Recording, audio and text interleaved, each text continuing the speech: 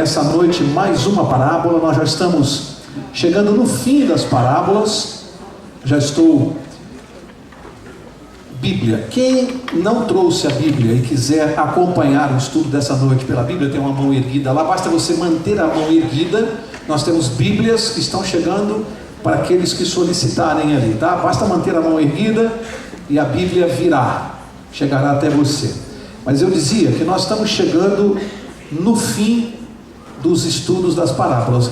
Desta noite é a 12ª parábola de Jesus que nós estamos estudando. Não sei ainda se teremos mais uma ou duas. Estou resolvendo com o pastor ainda o que vem a seguir, né, pastor? Estamos estudando, pensando qual é a série que vem a seguir. Vamos definir isso nos próximos dias e vamos avisar. Portanto, estamos no finzinho da série das parábolas. A parábola desta noite, e você pode abrir lá sua Bíblia no Evangelho de Lucas, capítulo 16. Lucas, capítulo 16. A parábola desta noite foi uma das parábolas que Jesus contou que causou maior complexidade que tem causado. Muitos evangélicos têm uma certa dificuldade na compreensão dessa parábola. Algumas pessoas acham que Jesus, ao contar essa parábola, possa ter havido alguma contradição desta parábola com o resto das Escrituras Sagradas. Antes de prosseguir, eu quero perguntar, será que alguém sabe de que parábola eu estou falando? Qual, na sua opinião, foi a parábola que Jesus contou que mais controvertida, que mais polêmica causou, na sua opinião? Qual seria a parábola que eu estou me referindo? Rico e Lázaro, exatamente. Parece que algumas pessoas têm dificuldade de entender essa parábola. E parece que ao contar essa parábola, eu digo parece, vamos ver que não. Mas parece, algumas pessoas imaginam que esta parábola entra em contradição com todo o resto das Escrituras. Dá a impressão para alguns, que fazem uma leitura assim mais superficial, que Jesus possa ter entrado em contradição ao contar essa parábola. E vamos ver o contexto e o texto, e vamos ver que não há nenhuma dificuldade. A parábola é muito clara, e vamos ver o que é que Jesus quis ensinar com esta parábola. Porque as pessoas ficam focadas naquilo, na história que ele está contando, que é uma ilustração, e nós vamos ver por que é que ele contou essa ilustração, que tanta gente acha estranha. Por que ele contou? Tem uma razão de ser. Jesus não ia contar isso ao acaso. Ele contou aquela história porque há uma razão de ser, havia um público-alvo. E vamos ver que, na verdade, as pessoas ficam prestando atenção na história e não percebem a lição que está por trás, que é o principal da parábola. O que é que ele quis ensinar? Esse é o ponto.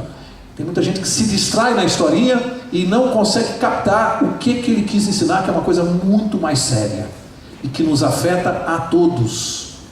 Tem a ver com todos nós hoje. Aquela parábola não era só para aquele tempo, tem a ver conosco, e você vai ver por quê. Então vamos ver na parábola do rico e do Lázaro, primeiro, por que ela é considerada controvertida, se existe alguma contradição dela, para que público Jesus contou essa parábola, qual era a intenção dele ao contar essa parábola. Antes de ler, vamos dizer aqui uma coisa importante quando se trata de parábolas. Eu acho até que já falei em algum estudo anterior, se não falei, vou falar agora.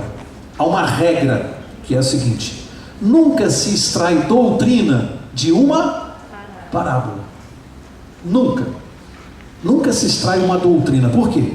Porque as parábolas eram ilustrações, eram historinhas que Jesus contava, e que muitas vezes tinham a ver com costumes daquela época, pensamentos daquela época. Portanto, a gente não extrai uma doutrina de uma parábola. Esse é o grande equívoco que algumas pessoas cometem ao estudarem a parábola de rico e Lázaro, imaginar que ali Jesus está ensinando doutrina. E em parábola não se ensina doutrina. A parábola tem o objetivo de trazer uma lição espiritual e não doutrina. Portanto, essa é a primeira coisa que a gente precisa entender. Nunca se extrai doutrina de uma parábola. Por quê? Porque parábola é uma ilustração, é uma historinha, tá? Não tem doutrina no meio dela. Outra coisa importante é que você vai ver claramente que nesta parábola Jesus vai abordar uma questão assim delicada, que envolve classes sociais. Complicado isso. Rico e pobre. Tem a ver conosco hoje? Ricos e pobres? Praticamente o mundo está dividido entre ricos e pobres. E Jesus vai abordar esta questão e vai reverter um pensamento que existia naquele tempo. Um pensamento, especialmente do povo judeu. Eles tinham uma convicção que Jesus vai mexer com isso. Que convicção era essa? Eu nem comecei a ler a parábola ainda, mas estou fazendo algumas... Vamos examinar o contexto dela. Qual era o pensamento do povo judeu, especialmente dos fariseus? No que eles acreditavam? Uma coisa muito simples. Eles pensavam assim: a riqueza era objeto de uma bênção de Deus. Então toda pessoa rica simbolizava, representava uma pessoa abençoada. Então eles relacionavam assim: é rico, esse é abençoado por Deus. Eles relacionavam dinheiro com bênção. Ainda se faz isso hoje em dia? Sim ou não? Quantas denominações religiosas exploram essa questão a gente chama de evangelho da prosperidade. Pessoas que pregam que se você é de Deus, você é rico, você vai enriquecer, você vai ganhar dinheiro, nada vai te acontecer. Muitas denominações pregam isso, tá? Relacionam prosperidade financeira com bênção de Deus. Existe bênção de Deus na prosperidade financeira? Claro. Mas toda a bênção de Deus para nós tem a ver com dinheiro? Não. Toda pessoa rica é abençoada por Deus? Não, porque a riqueza pode ter sido obtida por meios ilegais. Nós temos aí o caso do Fernandinho Beiramar, que está preso. A fortuna dele é incalculável. Ele é uma pessoa abençoada por Deus? Acho que ninguém pensa isso, né? Traficante. Portanto, não se pode relacionar riqueza necessariamente com prosperidade. Então, quando se prega esse tipo de evangelho, isso é uma coisa nociva. Até porque dá a impressão que Deus está comprando o amor das pessoas com bênçãos ou com dinheiro. Então, eu quero seguir a Deus porque é vantajoso para mim. Porque quando eu sigo a Deus, eu ganho dinheiro. Isso é comprar, gente. Isso é como se Deus estivesse distorcendo o nosso caráter. Como se estivesse comprando o nosso voto, o nosso amor com bênçãos. E Deus não faz isso. E isso nos lembra lá da discussão com Jó. Lembra-se lá? O assunto com Jó tem a ver com isso aqui. Bom, então os judeus, eles acreditavam nisso, que dinheiro, riqueza era sinônimo de bênção de Deus. E o inverso, pobreza e doença, era sinônimo de quê? Para eles, maldição. Então a pessoa doente, especialmente as doenças, e aí o símbolo principal era a lepra. Então eles imaginavam assim, pessoas doentes, leprosos, mendigos, estes eram amaldiçoados por Deus na cabeça dele. Então ele pensava assim: eu sou rico, eu estou salvo, eu sou de Deus. Aquele ali é mendigo, amaldiçoado, esse vai para o inferno. Esse era o pensamento deles. E Jesus tinha que lidar com esse assunto. Como é que ele ia fazer isso? Ia chamar assim? Jesus nunca agredia as pessoas. Aí ele vem e vai contar essa historinha que eu vou ler aqui, e aí você vai entender o que é que Jesus está fazendo com o conceito deles. Com o conceito deles, não de Jesus. Não é Jesus que pensa aqui. Jesus vai contar uma história que tem a ver com aquilo que eles acreditam. E dentro da crença deles, Jesus vai passar uma lição espiritual. Tá? Então essa história aqui não é um pensamento de Jesus. É a crença deles. Por isso, ao contar a história, Jesus sabia que eles iam se interessar em ouvir. Porque era uma coisa que eles acreditavam. Veja a inteligência de Jesus. Usava aquilo que eles acreditavam, tinham como certo, para depois passar a lição espiritual. Então vamos ler lá, vamos ler de uma vez só, Lucas 16, dos versos 19 a 31. Vamos ler a parábola de uma vez só. Então diz assim, olha a história que Jesus vai contar. Ora, havia certo homem, o que ele era? Rico. Olha o ingrediente aqui, ó. Jesus colocou o ingrediente. Havia certo homem rico, que se vestia de púrpura e de linho finíssimo, e que todos os dias se regalava esplendidamente. Havia também certo mendigo, olha só, olha o segundo ingrediente. Jesus colocou o contraste. Agora o mendigo, chamado Lázaro, coberto de chagas.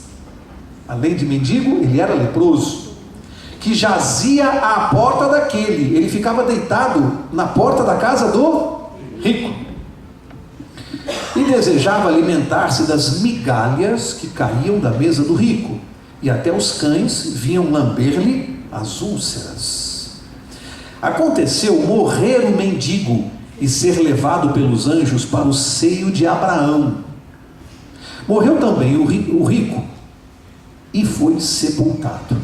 Olha só, no inferno, estando em tormentos, levantou os olhos e viu ao longe a Abraão e Lázaro no seu seio.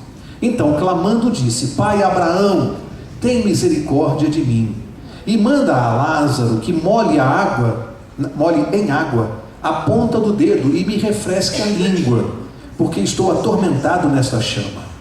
Disse, porém, Abraão: Filho, lembra-te de que recebeste os teus bens em tua vida, e Lázaro igualmente os males. Agora, porém, aqui ele está consolado e tu em tormentos. E além de tudo está posto um grande abismo entre nós e vós, de sorte que os que querem passar daqui para vós, outros não podem, e nem os de lá passar para nós. Então replicou: Pai, eu te imploro que o mandes à minha casa paterna, porque tenho 5 irmãos, para que lhes dê testemunho, a fim de não virem também para este lugar de tormento. Respondeu Abraão: Eles têm Moisés e os profetas, ouçam-nos. Mas ele insistiu: Não, pai Abraão, se alguém dentre os mortos for ter com eles, arrepender-se-ão. Abraão, porém, lhe respondeu: Se não ouvem a Moisés e aos profetas, tampouco se deixarão persuadir, ainda que ressuscite algum ou alguém dentre os mortos. Para quê? Bom, vamos resumir aqui a história. Que história Jesus contou? Jesus conta que um rico vivia nababescamente, com muita sobra, com muita riqueza, enfim, vivia uma vida regalada. Na porta da casa dele havia um pobre, um mendigo, que além de tudo era doente, tinha chagas, tinha uma úlcera, né? E ficava ali jogado à porta da casa do rico. Aí Jesus diz assim: morreram os dois. O rico, o primeiro ele fala do mendigo. O mendigo foi para o seio de Abraão. Para aqui, vamos abrir um parênteses. Por que Jesus falou em seio de Abraão se não existe na Bíblia nenhuma outra passagem, nenhuma única sequer, nenhum outro verso, nem no Velho Testamento e nem no Novo, que fale de um lugar chamado seio de Abraão? Porque só nessa parábola Jesus mencionou um lugar chamado seio de Abraão. Por quê? Porque aí você vai ler livros da época, e existe um autor judeu chamado Flávio Joséfo, que foi contemporâneo praticamente de Jesus, viveu parece que 100 anos depois, e ele conta nos seus livros, isso os israelitas sabem claramente, contam que no tempo de Jesus havia um pensamento na nação de Israel, que eles acreditavam neste lugar chamado seio de Abraão, que eles imaginavam que era um lugar onde todos os israelitas salvos iriam, ou seja, o céu para eles. Eles chamavam de seio de Abraão. E para eles, aqueles que eram pobres, amaldiçoados, doentes, iriam para o inferno. Jesus pega o pensamento deles, daí ele traz o tal do seio de Abraão aqui, e faz uma inversão. Diz que morrem o rico e o mendigo. Jesus diz que o mendigo foi para onde? Para o seio de Abraão. O israelita arregalou os olhos. E o rico foi para onde? Para o inferno. Quando Jesus está contando essa história, imagine que eles estão com os olhos abertos, mas que negócio é esse? Como assim o rico foi para o inferno? E o mendigo, doente, leproso, amaldiçoado, foi para o seio de Abraão, lugar para eles sagrado? Olha o que Jesus está fazendo na história. Ele está começando a distorcer os conceitos deles. E aí Jesus diz e começa a contar, dentro do pensamento deles e não de Jesus, uma conversa absurda. É só uma parábola, é uma historinha. É a mesma coisa que eu viesse aqui e contasse uma parábola para vocês sobre Papai Noel. Papai Noel é uma crença do nosso tempo. É uma coisa que eu fizesse isso. Estou falando de Papai Noel. Então Jesus começa a falar do pensamento deles. Aí começa a descrever uma situação absurda. Ele diz que o rico está no inferno ardendo e começa a clamar e conversar com o mendigo que está no céu, no seio de Abraão. Uma conversa entre os dois. E ele pede que Lázaro vá lá molhar o dedo e molhar a língua dele, que ele está ardendo em chamas. Olha que coisa mais absurda. Quer dizer, alguém que está no inferno ardendo em chamas pode molhar a língua? supostamente a alma teria língua. Para ter língua tem que ter boca, para ter boca tem que ter cabeça, para ter cabeça tem que ter corpo. Então não é uma alma. Veja, é tudo uma coisa absurda, é uma historinha. É possível alguém que está no céu conversar com alguém que está no inferno? Você imagina isso?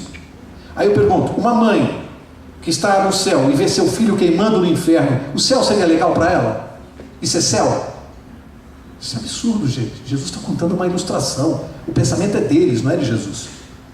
E nesse diálogo absurdo, este rico começa a se preocupar, já que ele está no inferno, supostamente, ele começa a se preocupar que ele tem 5 irmãos. E ele quer que Lázaro vá lá pregar para os seus irmãos, para que eles não venham a cair no inferno junto com ele. E aí ele faz uma oração para pai Abraão e pede isso. E Abraão responderia para ele supostamente: não, eles têm Moisés e os profetas para acreditarem. Se eles não acreditam em Moisés e os profetas, em outras palavras, na Bíblia, nem que um morto ressuscitasse, eles acreditariam. Bom, aí tem algumas pessoas que tomam essa parábola, de onde não se tira doutrina, e tomam essa parábola para dizer que Jesus defende a existência de uma alma imortal, de um inferno, de um céu, e portanto a alma não morre. Alguns defendem essa doutrina com base nessa parábola. Veja quanto absurdo. E nós vamos examinar mais e vamos ver que isso é impossível. E Jesus jamais teve a intenção de ensinar a imortalidade da alma através dessa história que ele está contando aqui. E vai ficar claro até o final do estudo que quando contou essa parábola, a última coisa que ele estava pensando era nisso. Estava retratando um pensamento deles. Seio de Abraão é coisa de israelita e não coisa de Jesus. Tá? Agora, vamos começar a tirar lições da parábola. Vamos ver o que tem para nós aqui agora, para nós hoje, para a nossa vida. O que essa parábola diz para a minha vida e para a sua? Primeira, vocês repararam que o rico tinha o pobre mendigo caído à sua porta. E é interessante que a Bíblia não diz que ele enxotasse o pobre, tratasse mal, ou dissesse assim: sai da minha porta que essas úlceras são repulsivas, e eu não posso nem olhar para você com essas... Nem como faz isso. Mas ele está sendo criticado por Jesus. Por quê? Se ele não tratava mal o necessitado, o irmão que precisava de ajuda, por que Jesus na parábola colocou o rico no inferno? O que o rico teria feito? Qual foi o comportamento dele que é repulsivo aos olhos de Deus? Se ele não tratou mal o mendigo, o que foi repulsivo aos olhos de Deus? A indiferença. Olha o que Jesus está pegando. Eu não preciso fazer mal para uma pessoa. Eu não preciso tratar mal um pobre. Eu não preciso enxotá-lo. O que agride a Deus é que eu use a minha riqueza para o meu benefício egoísta, viva regaladamente, sem me preocupar nem um pouquinho com aqueles que sofrem à minha porta. É aí que Jesus está pegando. Então o rico se achava salvo, lembra-se? O pensamento dele: eu sou salvo, eu sou abençoado por Deus, eu não faço mal a ninguém, eu não prejudico ninguém, nem esse pobre eu não enxoto. E Jesus está dizendo assim, por trás da historinha: a sua indiferença é que mata. O seu descaso, a sua maneira de receber bênçãos e reter para você egoisticamente e não se envolver no princípio que resume os 2 mandamentos, amor a Deus e amor ao... Você não se envolve, você não tem amor a Deus e muito menos ao próximo. Você é indiferente ao sofrimento dele. Portanto, Jesus começa a tratar na parábola com algo que é muito mais sério. Ele não está pensando em imortalidade de alma. Ele está tratando de algo que é concreto aqui. É a indiferença daqueles que são abençoados. Agora eu pergunto: isso que Jesus está falando envolve só dinheiro? Para quem ele está falando? Ele está falando para um judeu, para um israelita. O israelita era o povo escolhido por Deus. Eles eram depositários do quê? Das verdades bíblicas, da palavra de Deus. Era o povo de Deus. Além de financeiramente ele estar negligenciando na transmissão das bênçãos, eles não se preocupavam em evangelizar os outros. É a indiferença pela salvação do outro. Não querem saber: eu estou salvo, eu não quero saber se o outro está ou não. Amigos, isso tem a ver conosco hoje? Essa parábola pega a orelha da gente e dá 3 voltas assim? Será que tem gente dentro da igreja que vem aqui todo sábado, vem aos cultos, vem na quarta-feira, recebe a palavra de Deus, recebe as bênçãos, vai embora e não se preocupa nem um pouquinho com a salvação dos outros, que não dá um estudo bíblico, que não faz uma visita evangelística. Jesus está tratando desse assunto aqui, daqueles que são indiferentes. Não precisa fazer mal, não precisa tratar mal o outro, basta ser indiferente. Jesus está tratando de uma coisa muito mais séria, muito mais profunda, que envolve a todos nós. Como eu tenho me comportado, já que eu sou, entre aspas, o rico, o abençoado, aquele que se acha salvo porque está na igreja, porque conhece a palavra de Deus. Será que isso é suficiente para me salvar? Segundo a parábola, se eu for indiferente, não é não. Se eu for indiferente, não é suficiente. E Jesus está deixando isso claro aqui. Agora, de repente, no meio da parábola, o que Jesus faz? E isso aqui é como se ele mostrasse o que vai acontecer. Ele está mostrando através da história que vai haver um momento em que a posição das classes vai se inverter. Aquele que é rico e se considera salvo, vai parar no inferno, entre aspas. E aquele que está perdido e acha que é julgado como fora, é que vai parar no céu. Então Jesus está dizendo o seguinte: o mendigo, o Lázaro, é um símbolo de todos aqueles que hoje sofrem, que são fiéis a Deus, mas sofrem as doenças, a falta de dinheiro, o descaso da sociedade. Esses são os Lázaros, símbolo. Um dia, quando as trombetas soarem, eles vão para o céu, porque sofreram aqui nessa terra, mas foram perseverantes e fiéis, acreditaram e aguentaram até o fim, e vão para o céu. E de repente aqueles que manifestaram o seu descaso, que receberam as bênçãos, que não se preocuparam com a salvação das outras pessoas, quando as trombetas soarem, serão destruídos e vão para a sepultura. Jesus está mostrando que vai haver um tempo que as classes vão se inverter. É isso que ele está fazendo aqui na parábola. Está mostrando que, se não nos tomarmos cuidado com essa situação, a nossa situação espiritual é perigosa. A luz vermelha está piscando. Portanto, essa história aqui é indigesta. A gente, para digerir isso aqui, precisa perceber que está nos afetando diretamente, está mexendo com a nossa vida. Que tipo de cristão eu sou? Outra coisa interessante: vocês repararam a oração do rico quando ele estava supostamente no inferno? Vocês repararam? Aqui o verso está lá no verso 24, né? Ele diz: Pai Abraão, tem misericórdia de mim. Para quem ele orou? Para quem ele orou? Para Abraão. Ele dirigiu a oração dele para Abraão. Isso representa bem o centro do pensamento farisaico. Eles colocavam Abraão acima de Deus.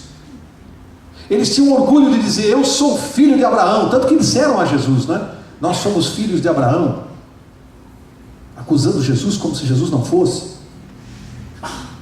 Portanto, eles cometeram algo gravíssimo aqui. Jesus coloca na oração, que a parábola é de Jesus. O que ele põe na oração? Ele está dizendo assim para o fariseu: vocês colocam Abraão acima de Deus. É isso que Jesus está contando nessa historinha aqui. A oração na parábola é dirigida a Abraão e não a Deus. Por que Jesus fez isso? O que ele está mostrando para aquele povo? Abraão é mais importante para vocês do que Deus. Vocês têm orgulho de Abraão, vocês falam dele toda hora, mas não demonstram adoração e amor a Deus na mesma proporção, na mesma medida. E amigos, isso aqui é grave, porque isso envolve a filosofia israelita daquele tempo. Eles se consideravam salvos em função de serem israelitas. Eles entendiam que a salvação tinha a ver com a classe social deles, com a raça.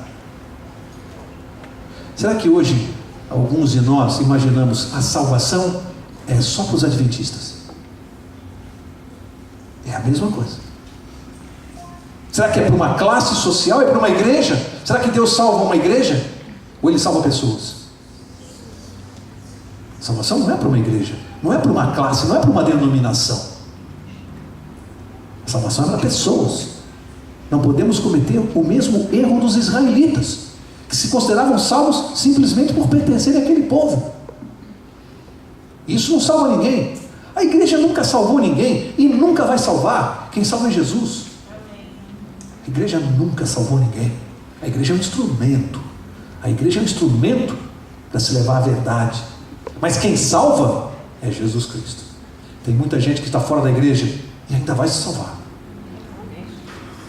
Quem salva é Jesus, e a gente precisa saber disso. Nós temos que ter cuidado quando fazemos certos comentários, achando que pessoas de outras denominações, de outras igrejas vão perder a salvação. Cuidado com isso, porque tem gente sincera, que Deus vai cobrar dessa pessoa apenas o que ela sabe, o quanto ela sabe. Se ela é sincera no quanto sabe, vai se salvar. Quanto mais podemos saber, mais aumenta a nossa responsabilidade, porque Deus vai cobrar o quanto você sabe. Você sabe muito, você conhece grande parte da verdade, a tua responsabilidade é maior.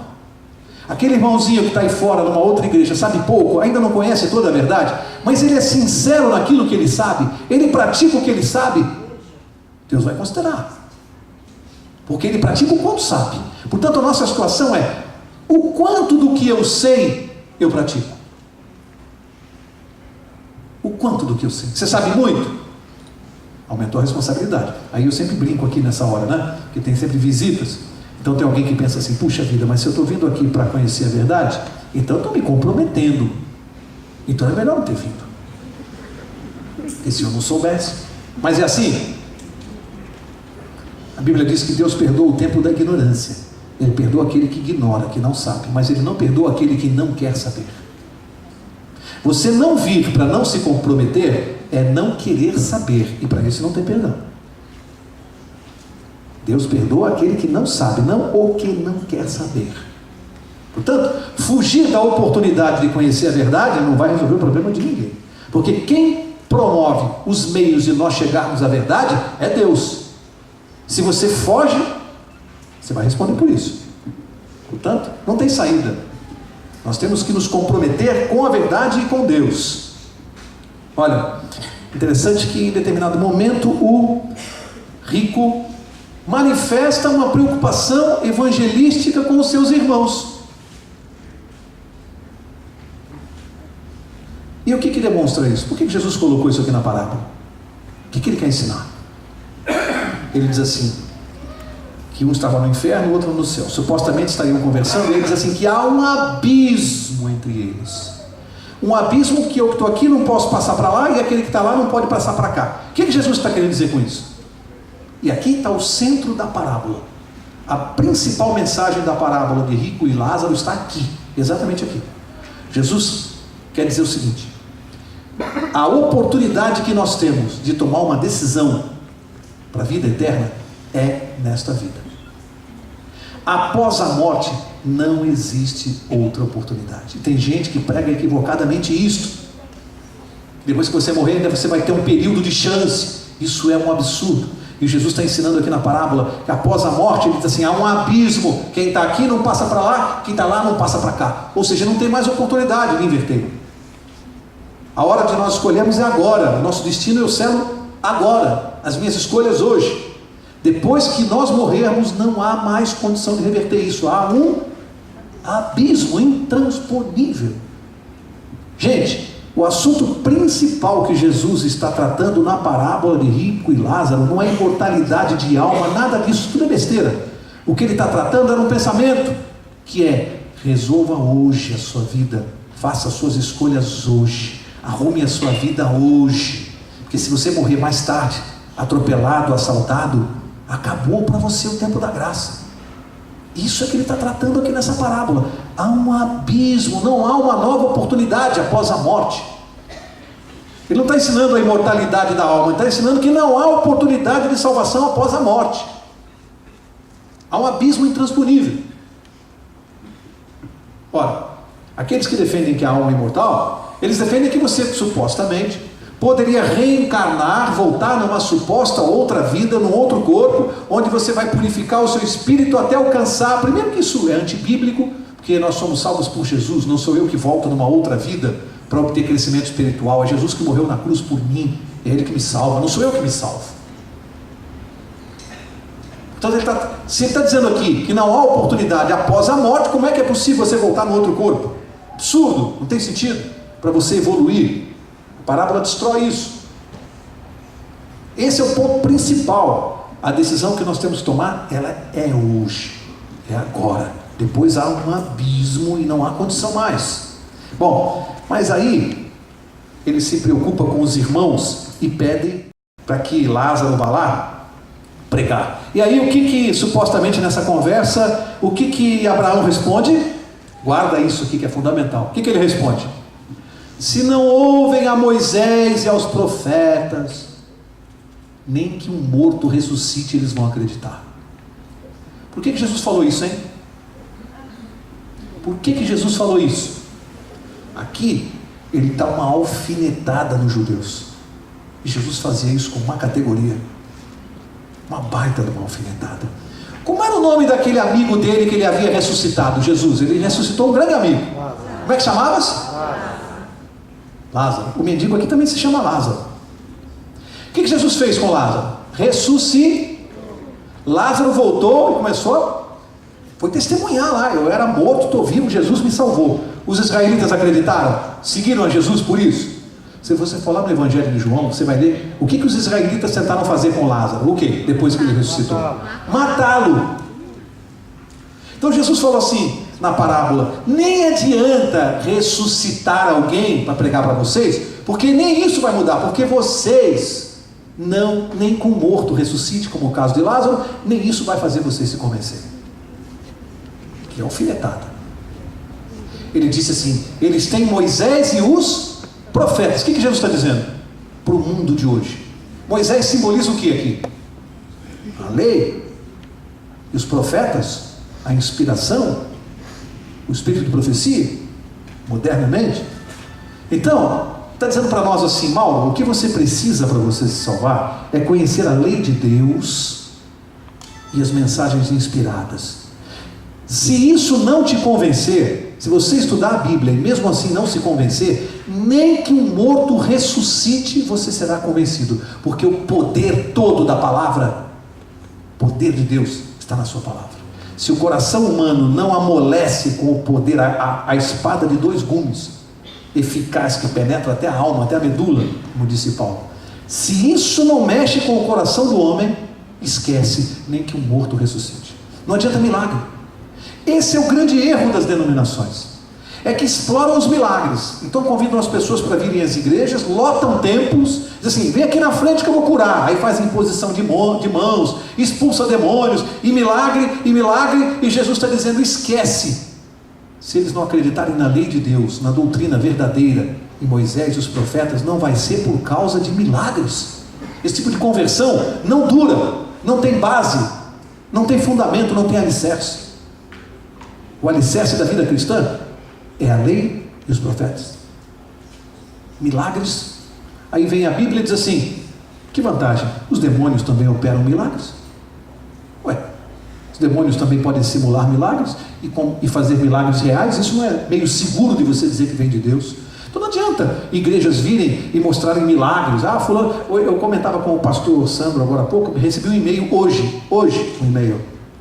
Alguém, não sei de onde tirou, só vi a foto. Me mandaram uma faixa na frente de uma igreja, não deu para ver a denominação, era só uma faixa, estava escrito assim. Eu não sei se o nome vai ser esse. Pastor João de não sei das quantas, que morreu com uma facada no coração e domingo estará no culto para testemunhar do milagre da sua ressurreição. Você vai lá ouvir? Mas vai ter um monte de gente que vai. Aí fala assim: eu vou frequentar essa igreja aqui, ela ressuscita pessoas. É um milagre, é o poder do Espírito Santo agindo, operando. E Jesus está dizendo: se não acreditarem na lei de Deus e nos profetas, esqueça. Esse pessoal não vai se converter com milagres. Olha a profundidade do que ele está falando aqui. Amigos, é a lei de Deus que vai mudar o nosso coração e a nossa conduta. É a doutrina verdadeira que nos aproxima de Deus, não são milagres. Não há segurança nenhuma nos milagres. Para concluir, eu quero dizer o seguinte, para concluir: os ímpios estão sofrendo atualmente num suposto inferno? Não dá tempo aqui de a gente seguir, mas a Bíblia é clara que não.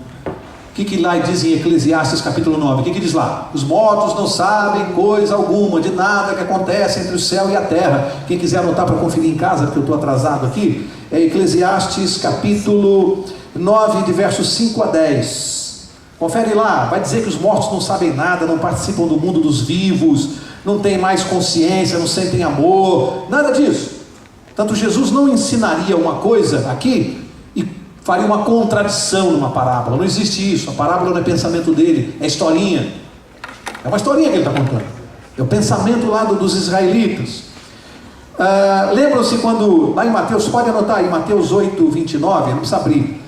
Lembram-se quando os demônios disseram a Jesus Cristo assim: vieste aqui atormentar-nos antes do tempo? Por que os demônios disseram isso para Jesus? Jesus, você veio aqui nos atormentar antes do tempo. Por quê?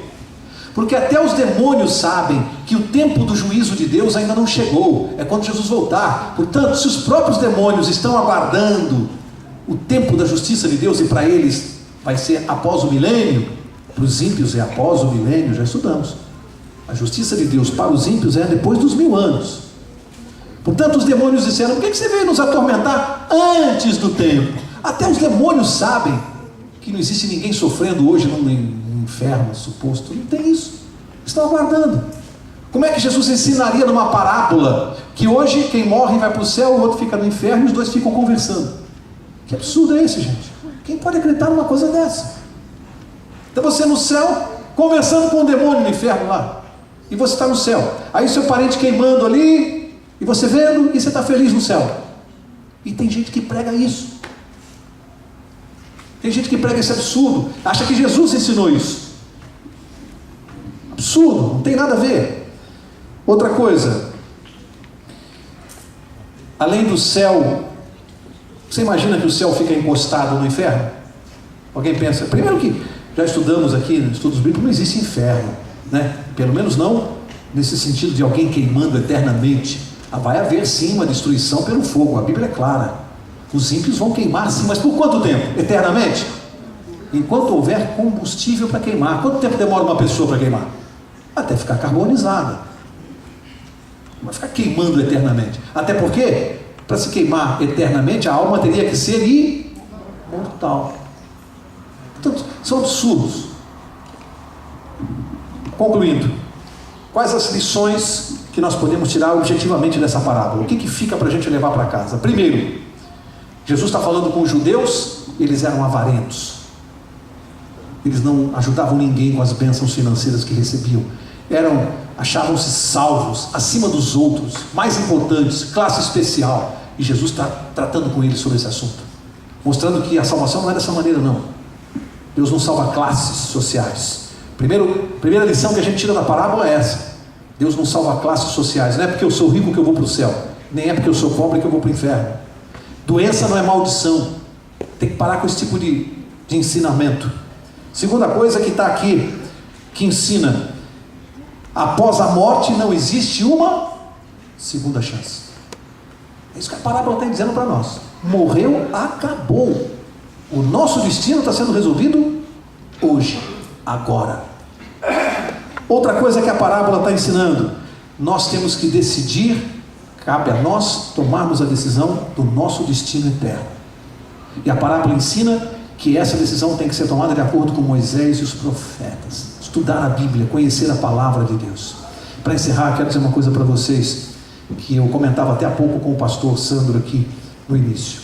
Um fato que vem ocorrendo atualmente. A minha irmã trabalhou há muito tempo atrás com o filho do dono da Companhia Antártica. A minha irmã era analista de sistemas da Companhia Antártica, de cerveja, 20 anos atrás. Hoje ela é do Itaú. Durante o tempo que ela trabalhou na Companhia Antártica, durante um período ela trabalhou com o filho do dono, Edson Demarque, quem quiser conferir. Esse rapaz cresceu, chegou à presidência da companhia, depois houve uma fusão, né? Eu não acompanho muito coisa de cerveja, mas sei que compraram a Antártica, criaram a Ambev. E a Ambev mundialmente é uma empresa dominada ou dirigida por uma empresa mundial chamada InBev, que a sede fica na Bélgica. Esse rapaz, o Edson Demarque, hoje ele é o presidente da InBev, que mora na Bélgica. e esteve há pouco tempo no Brasil com a minha irmã, e conversaram, almoçaram, e ela, querendo dar um presente para ele, pegou e deu o nosso DVD aqui da classe bíblica para ele. Ele foi para a Bélgica, leu, até passei o e-mail para o pastor Sandro ver que coisa impressionante. Este homem hoje, poderoso, muito rico, passa um e-mail para minha irmã dizendo que, primeiro que ela achou o apresentador, ele achou muito parecido com a minha irmã. Achou muito parecido. Depois disse que o conteúdo ele começou a assistir na companhia, ele diz, parou achando que o assunto era sério demais e terminou de ver em casa. E ele havia pego exatamente o estudo sobre a estátua de Daniel, imagine. Esse homem descobriu a história do mundo na profecia de Daniel. Faltou o chão debaixo dos pés. Eu passei e-mail para o pastor Santo.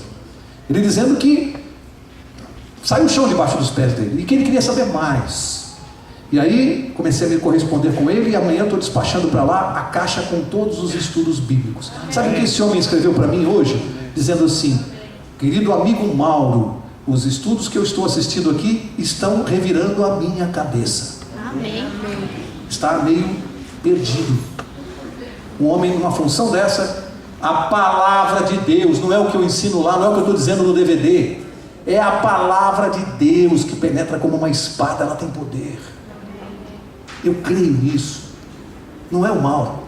A palavra de Deus, ela vai e penetra no coração do rico, do pobre, de quem quer que seja.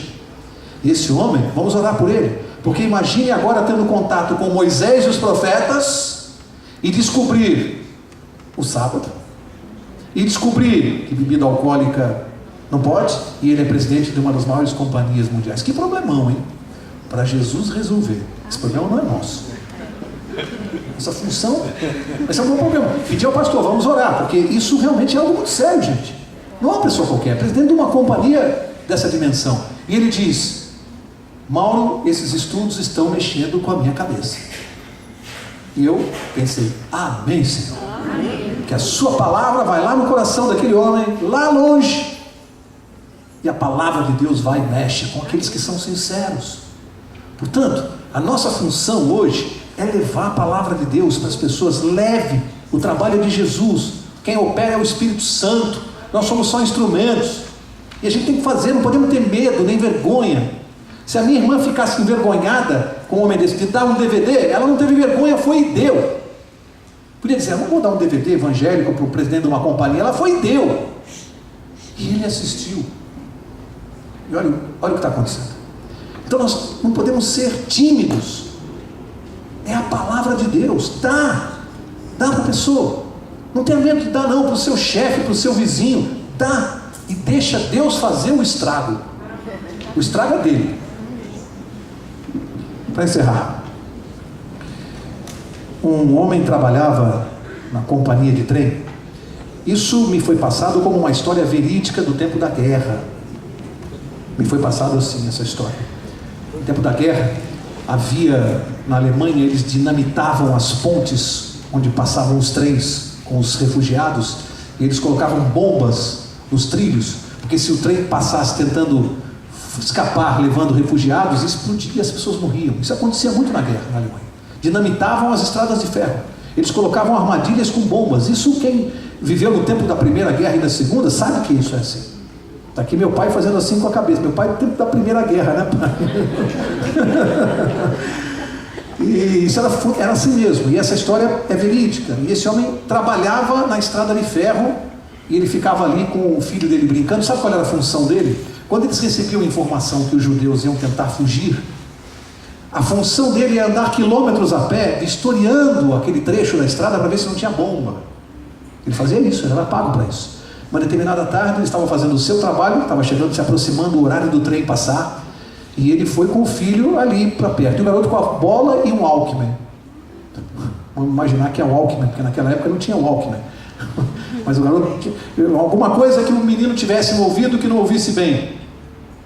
E o garoto brincando com a bola, e o pai disse: filho, não sai daqui, tá? Fica brincando aqui, que eu vou até lá a curva, vou dar uma olhada. Estava na hora do trem. E o pai começou a caminhar, quilômetro, andando e procurando e vasculhando. Quando ele está se aproximando da curva, ele começa a ver a trepidação dos trilhos, significando que o trem vem vindo.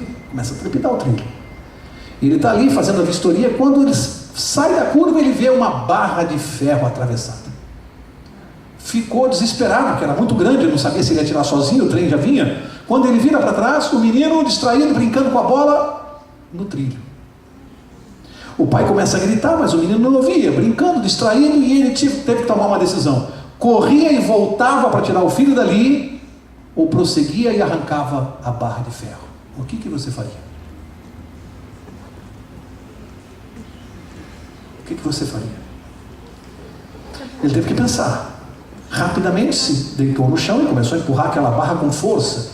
Fazia muita força e a barra ia se deslocando. E ele gritava para trás: filho, sai daí. Mas a criança não ouvia, brincando. E ele gritava e fazendo força, e percebia que o ferro ia saindo. E o garoto brincando, e o pai desesperado, gritando, até que ele conseguiu remover a barra de ferro e saiu. Em seguida o trem passou, livre, e atingiu o garoto lá na frente e matou. Se você está chocado com essa história, se você está chocado com a decisão desse pai, eu quero dizer uma coisa para você. Há 2000 anos atrás, um pai teve que tomar uma decisão semelhante. Ele teve que escolher entre o filho e o trem. Sabe quem vinha dentro do trem? Faz assim com o dedo. Eu, você, nós vimos um trem. E o pai teve que escolher, e ele escolheu o trem. O filho foi massacrado. A minha pergunta para você essa noite, para nós irmos embora para casa, é a seguinte: será que é possível a gente passar pelo local do acidente e continuarmos sendo a mesma pessoa? Saber que esse filho morreu por nós, para nós estarmos aqui hoje. Será que dá para ter conhecimento disso e continuar levando a mesma vida como se nada tivesse acontecido? Como se aquele fato fosse uma coisa banal? Eu não consegui. Aos 40 anos, quando eu descobri que esse filho morreu, eu tive que mudar minha vida. Não tinha outro jeito. Eu não conseguia mais viver, eu não tinha paz quando eu descobri isso. Eu tinha que fazer valer a pena a morte dele, já que eu não posso fazer absolutamente nada, a não ser aceitar a morte dele no meu lugar. Não posso fazer mais nada. Só posso fazer valer a pena, isso eu posso. Amigos, para nos salvarmos, nós não temos mais nada para fazer. Jesus já fez tudo na cruz. A única coisa que nós podemos fazer é fazer valer a pena o que ele fez na cruz. Isso você pode fazer. Que Deus te ajude. Que o Espírito Santo te ilumine.